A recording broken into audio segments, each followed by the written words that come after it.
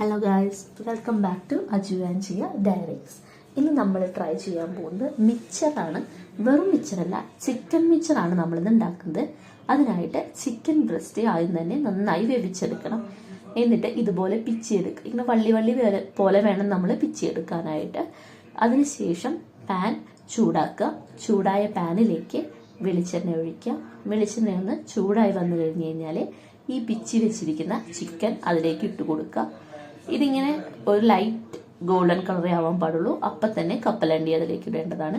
നന്നായി ഇളക്കി കൊടുക്കുക. അതിനുശേഷം തൊലി കളയാത്ത വെളുത്തുള്ളി, വേപ്പിൻ്റെ ഇല, പൊട്ടുകടല എന്നിവട്ട് നന്നായി ഇളക്കണം. അവിലിടണം, അത് ഓപ്ഷനിലാണ്. അവിലില്ലെങ്കിൽ ഇട്ടില്ലെങ്കിലും കുഴപ്പമില്ല. ഇനി ഇത് ഡാർക്ക് ബ്രൗൺ കളർ വരുന്നത് വരെ വെയിറ്റ് ചെയ്യേണ്ടതാണ്.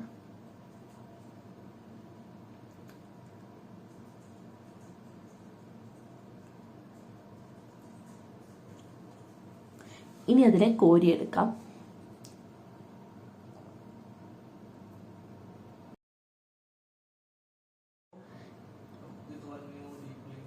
ഇനി ഇതിലേക്ക് ഉപ്പും മുളക് പൊടിയും ഇട്ട് നന്നായി മിക്സ് ചെയ്യാം. നിങ്ങളുടെ ചിക്കൻ മിക്സർ റെഡിയാണ്.